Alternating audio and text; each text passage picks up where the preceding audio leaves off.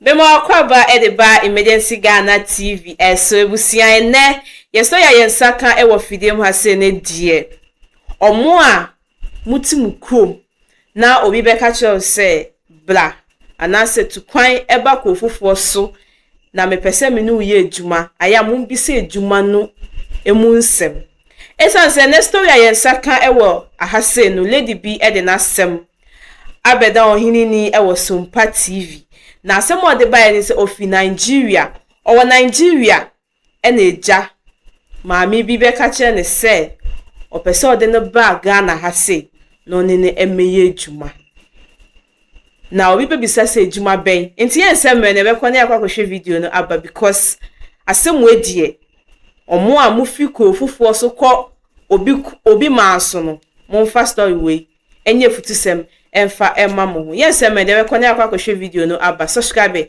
na like na for comment so eba comment section na as enko free Nigeria eba say ombe ye aduane adwuma e ma nipa ne kwa besi o maame so asibi ma de ne be ye asibi no maame say ene ombra because baby omwo no emu odin na oni nipa ne bai o sika iska nipa ne fa anwoka enti ombedru ye no na chese adwuma na nipa ne be ka kire gift ni maame no ente sa na adwuma de be ye sebe Ashawo na de ne be ye to no so obedru ye no ohwe a ontumi nye ana odwane ye to odwane wo so ko takrade nzima baby to okoi no kodru okohia maame bi na maame ne no adua no ode okoka na asem kire no maame ne gene so ne be ye adwuma ti no onya baby nda na maame ne se ne sade a onkoda ne mamme manchen ti se ohwe a eho na okoda ye no se wone maame ne ba no eno maame ne ba nso ne nda ane na da se we chese onyem abra no wonim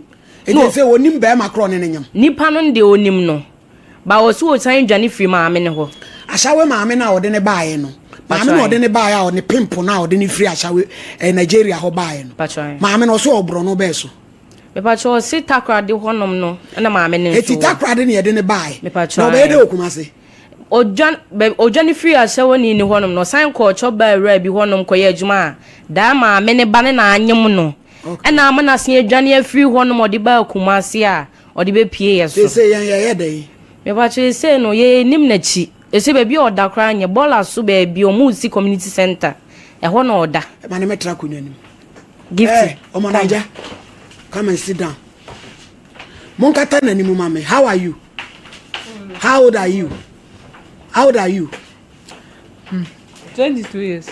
Do you want me to cover your face? Do you want me to cover your face? Cover my face. Yeah. Or you want your people to see you on national television? Please talk. Do you want me to cover your face or you want them to see you? Anyhow, my munya is who brought you to Ghana? They come and meet my mother. They tell my mother that we will come and do work. What work? Selling food. Okay. In the first place, which part of Nigeria? Adamawa State. Okay.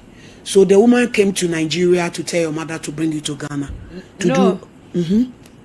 It's the woman she did for Ghana. I want about her friend. Is she a Ghanaian? The woman she said Ghanaian. I want about her friend is in Nigeria. Okay. So she tell for her friend that we'll let her find for her girls. Let them come and do work. So they not tell us that you are coming to do Ashawo. We'll come and do Ashawo. They tell us that we'll come and sell you food. They tell for our parents like this. So our parents, if they tell them, they say, okay, let us go. Because of, if it's done, they will pay for us lot fare, they will give us everything. Let us go. So like this, then I say, okay. Then I follow them go. Takrade Takrade. Okay. Is that place they drop us? So 3 days time, then I see the woman. She brought for us brazier with pants and skin tight. She tell us brazier. The woman brought you girls braziers and pants to wear them. Then I asked her that what did you buy for us? Those kind of things. That you should buy for us dress. She tell me that, don't worry. Hey. Don't worry. Soon they will start the work. Mm-hmm. Then I tell her, okay. Me kuma myself is not give me that it's truth in here. Then I go outside. Then I go and ask some woman for shop. Because I asked the woman that, did you used to hear outside? She say yes. Then I asked her with outside that, please, which kind of work they used to do here? Mm-hmm. Then the woman, then she tell me that they did not tell you. They do not tell you. They do Ashawo. They don't tell you. Then I say they did not tell me. Then she said that it's Ashawo work. I said, hey, Ashawo work. I said, hey, no, I can't do. Because of me, me since before that I did not do that kind of thing before. So me, I can't do the work. Then the woman, then she tell me that, okay, now the thing that I'll help you, did you want to do? I said no. Then she remove her SIM. She gave me from your phone. No, her phone. Okay. Then she remove her SIM, one SIM. Then she give me. Then she tell me that if I want to run there, then let me put the SIM inside my phone. Let me call her. She will tell me the place that she will come and meet me. Then I tell her okay. Then in the evening time, then I put the SIM. Then I call her. Then she tell me that I will see some shop, no light on it, no light for the shop. Let me go and hide it there. Come on, let me wear black thing. At night. Yeah, around 8 going. Okay. And then I tell her okay. Then I finish everything. And then I wear my dress. Only one dress that I take it. I do not take another dress. Then I leave there around 8 o'clock. Then I leave there. Then I go and hide for that shop. Then I call the woman as auntie, I reached there. Then she tell me that okay, she's coming. Then I say okay. Then I sit down there. Then before that, the woman she come. Then she Let's cut the story then short. We go there. Gifty, who brought you from Takrady to Kumasi?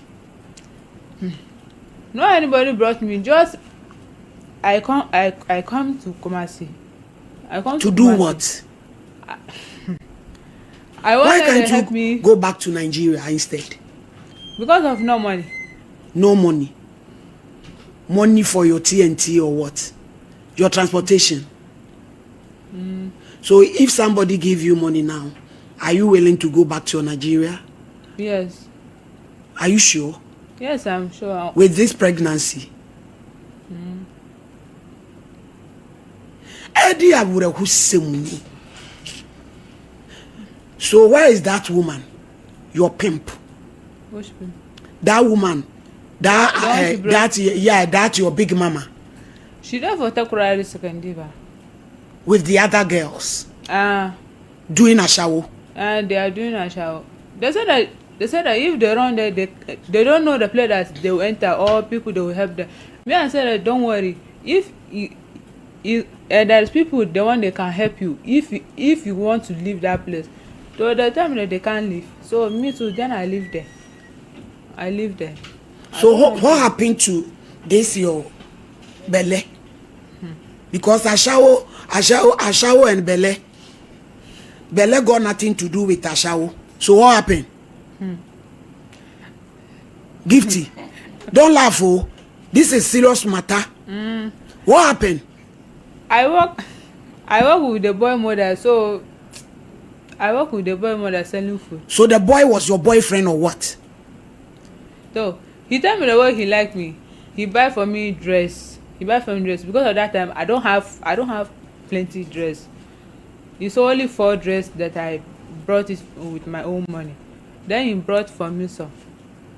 So me I don't know that he's a bad boy. I don't know.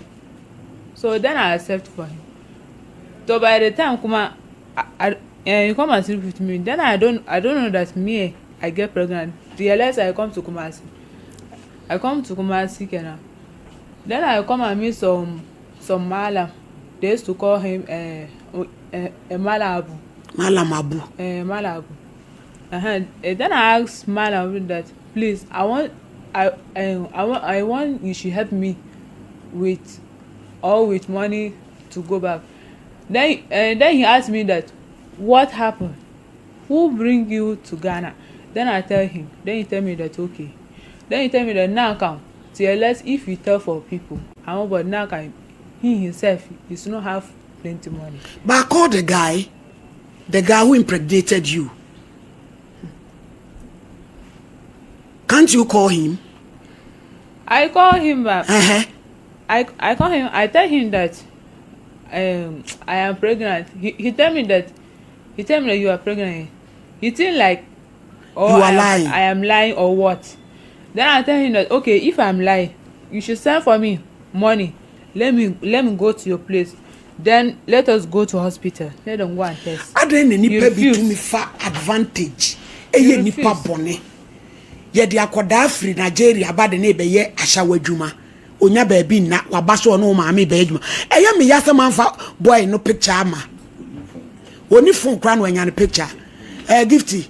Let's go back to that Ashawo business. That business, Ashawo, we want to know more about how you people charge and stuff like that.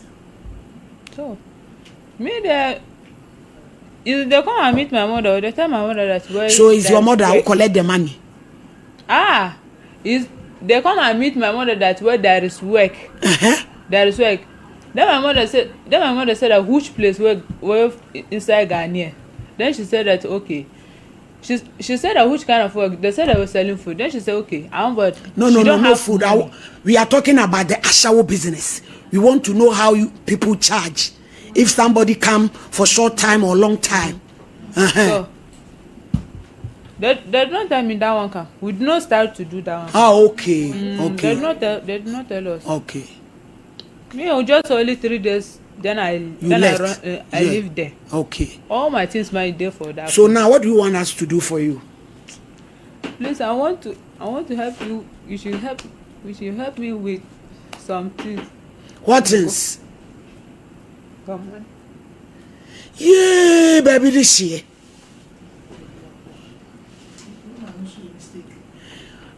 Gifty, stop crying. Gifty, stop crying. Hey, Gifty, you are on national television. I want you to call your people in Nigeria. If you can't speak the English, speak Hausa and tell them your situation now, okay?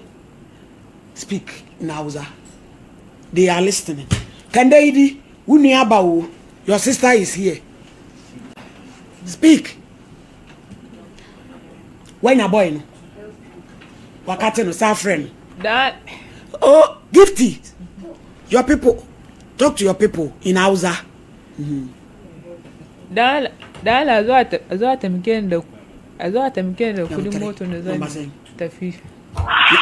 hello. Yes. Me pacho bright in here. Bright at a say. Ronaldo. Uni mabai we be a friend Gifty. Gifty Nigeria ni gebi. Gifty. Ah, ya Nigeria ni ge also by so no mama be ye adwuma. Very. Uni abai wa Nigeria ni abai we bi a oba so no mama be ye adwuma woni na da awanyem no. Uni mo no. Me e mu ho. Ni pena ko pona ma ba. Ko fa ma ba se me de mo mu na gida. Ni ka ko. Wo si hwan ko fa hwan mo bai? Nigeria ni bia ba wa ha to da adwuma. Me ntiasem na o kan o se de. Nigeria ni bia ma o so no ma me be ye adwuma. Daddy o. Na wo ma me ye etwa ba adwuma. Wa takrade. Daddy. Ni ta sare. Na mo wo he aguna nkwanta nzema. Mo wa aguna nkwanta. You have less than 1 minute. Wo wa aguna nkwanta na. Daddy o. Na wo kro ba so na mo wo. But I pray me de. Wo ti ni mo kro ni di tie. Bright tie. Akwala na ba mi program so o TV so. Sa wo se anya wo a ye bo dua baby awo no ye behu to de ko. Mema na bra pa frensua bo dua Bright ye bo a. Se ade ye wa krokro no wo bebo din. Mo de aboso magimi. Wo mo krokro din yiri free so. Ye bo dua de a wo beba. Gifty, Bright, he said you are lying. It's not true. They say, Kuma is true. Madam, I tell him. speak Hausa to your people in Nigeria. You are not serious, oh. You think this matter is small matter? How to our teacher them I was listening. Maybe pamwa you waste your bunting. You think we are joking here or we are playing?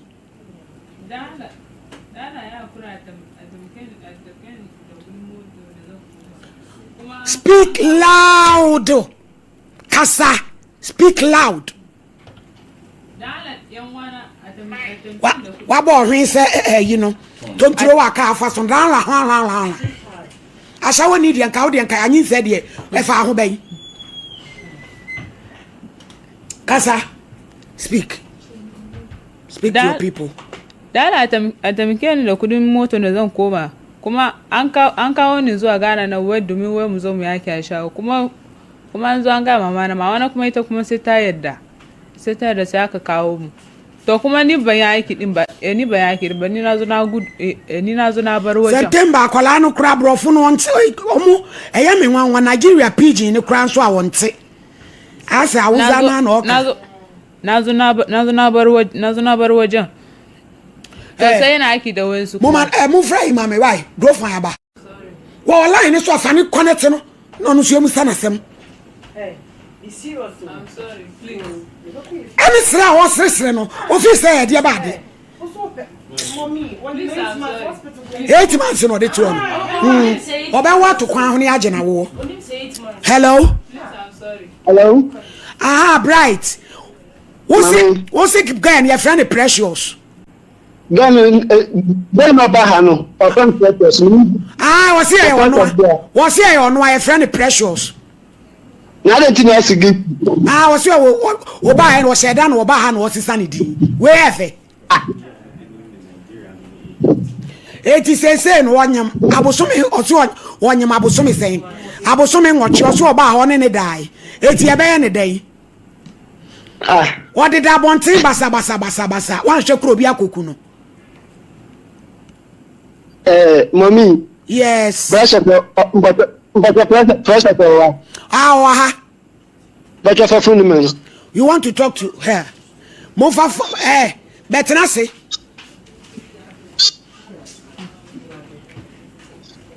Bright what you Hello? Mommy. Hello? Uh-huh. Hello. Ah, why you don't believe that you are perfect? And that is my ring name. Your Who ring. told you that's for me? For Nigeria, but that is my ring name. You see, we go change your name to this. That's what I mean. I don't forget. Huh? Okay, give to the woman. You say? Give to the woman. Okay. Bright. Uh-huh. Say a any day. Mommy, that's what make it happen. I meet you. Precious, now O line in your head. Line in your baby from now. Young cheer Dr. Grofine Comra. Major way, Bubuni Mui, Emigina. Omo and Quasi Assembly. Doctor Young Quab. Master, Young I don't know day. Young for me to hear. Been to Moon Moment. And ladies, you know, normally, so when you want to watch out when we kind of watch out in Nigeria, why the Madam from Wahadi. I want or when you do my way in the dado. Into what cover girls, no. But first, we didn't come watch out girls and no catch on the if you may be day, it be a restaurant if Juma, another will be per house girl if Juma. Madam's not when agent in Nigeria. Into our name, the agent in Nigeria. I want to watch a girls. Bra, my young friend. Make us almost so again. I found on no better. Almost one mobile, you mobile, so no watch him. So I buy one so be a city to buy so be Ashawo. No, no, betcha, my mind. Mr. Champo, come on. Some mammy does. Some mammy, I could somewhere what was we at the say and credit, dear, Nature said, Mefan and said, when who yan sakakra. We are not afraid boy. And now, service, Ojane ye no so no. We say bla na frame is a champion yensa nkwa wo so. 2. Hello Bright, inti say akola na e be ne den. Mami, but Kenya betram in Kasa. Kasai. Hello. Yes, you. Get me the minimum. That's minimum. Now on another. But that's an amcassamble. Bra, yeni mresao. Yeni wadi kasa na wa fre. Jenya bote ye question. One nada. Mommy menene nai. Menene nada ni ye kwa yenim. Wo kasa akosi se bra. But Kenya betram. That's me. Asamu Osidi. Aye. Now me right. Me pacha o free unchen edisen. Baba we free mu krom ho edisen. You go to another man's house and the man slept with you. It's not that man. It's not that man. That's a man who can over down so on and when you man. Hey. The other Bright, yeah. Or send the bed, Nipan and nine. It's not now one another. What about when you come?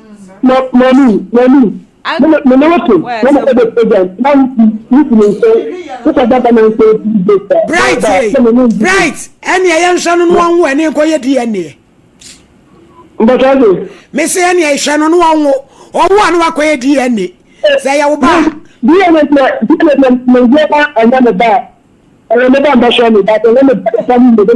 Aye, ya credit you know what Chinako, and who cried your house. What is it say when you mabu some what you a cabo some penwa? Tika me person Bright, tie, come a man a lorry fan waba or back. What you me am a quack way no, me am a tready and in a car. See, because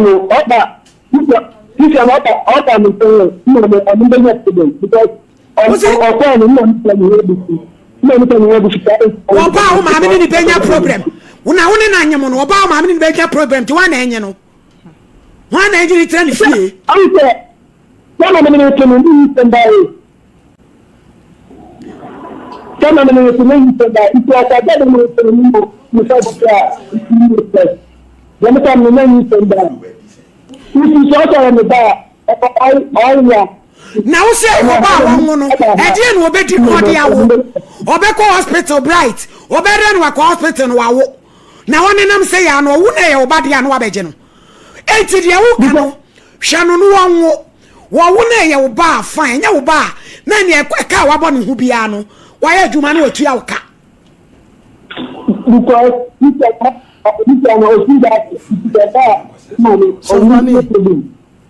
because na too early about the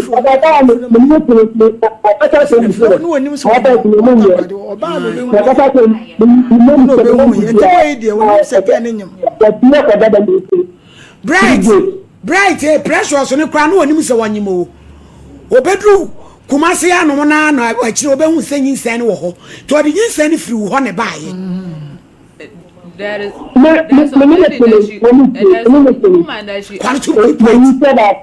I wanted to know when you say about pressure. It is your first pregnancy. And you come Bright, your compressions. Is this your first pregnancy with Bright? No.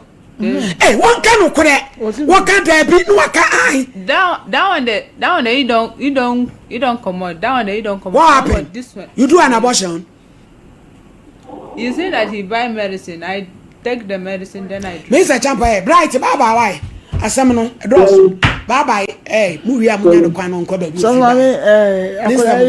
asma ya wako. And some people play woman. Obi otimi bi na no ka se one de onkana sem kire obi. Na je se tiri mo su. Ge no na se. Na waka che we nu. O se dey. Won de onkana sem kire obi.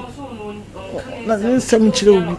E cho no we. Anyone kwai? Ai. Ayo. Enti so mama ne asie ya yaka ni nyina ni ade. Ni anka me se ne se enka etiefo mo ye na ka yempi bi ma no nko Nigeria. ɛno mo yɛ better because ɔkɔta kwa no man is can crown call you any yɛne kɔ tena VIP mu akɔnkran ama VIP for no tena Nigeria deal. Hey, from here to Nigeria, your transportation, how much? They said that now is 10 million or 20 million. I don't know. 20 million. I said that 10 million or 20 million. I From here to Nigeria, 20 million. Why? No, I said that, but I don't know. I don't know now. I don't know now. Or it's 10 million. Find out. Mo find out. Obi enu 20 million. We dey be. Obi and friend one can say. Adama for no one friend can say. Wo ko Nigeria. Eh sen. Na etie from wire. Na yem pesika ni afama. You don't want to speak the truth. Oh. That's what we say. You because your own kawase. You can say yes. Unka jirobi. You can say yes so say kra oto kra sin na no nemoje etu no. Etu an wie kra de asema enura nemoje etu no. Eni do so akokoto do ni so no na ansem. Awon so na kan nso a eni obewu ka mu. Enti atiefo so ma me e de tu me pa mo chewa mo amunim Nigeria you know. Kasika no kan dem find out to my why. Na yempe bi man no wonko na 20 million de me minya boy wonko na me ho na so man akotidie wonko na ma me oni e better okọ ade na won mepam na emo ano come and sit down you watch it.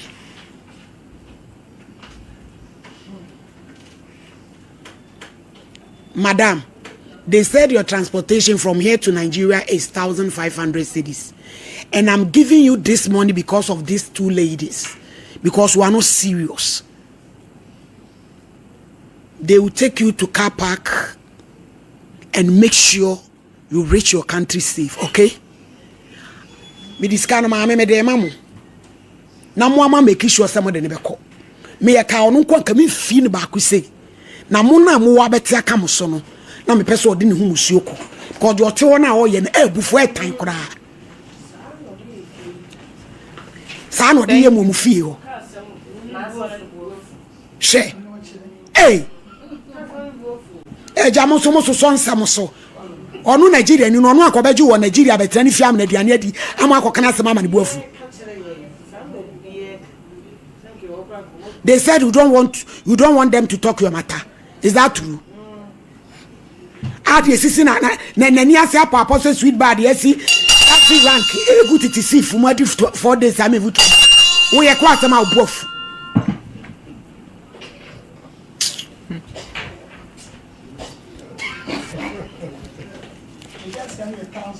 $1,000. Me money 1,000 for. I'm doing that. Yes.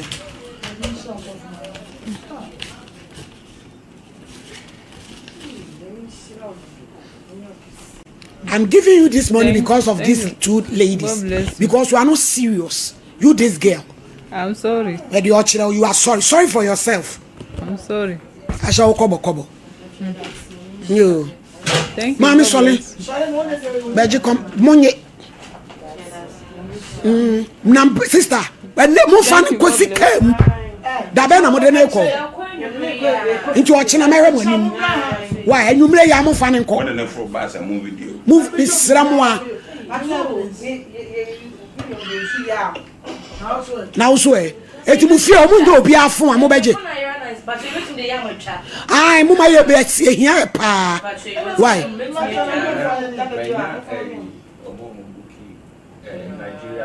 Ewo Kumasi ha. O say but almost say so passport oni passport to biala. 900. And it says kind of credit Fabe, brana mi nibi.